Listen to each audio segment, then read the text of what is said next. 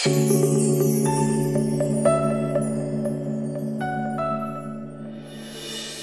বাচ্চাদের দারুণ পছন্দের একটা খাবার, তাই না? রেস্টুরেন্ট স্বাদের সেই বার্গারটা যদি ঘরে তৈরি করি তাহলে কেমন হয়?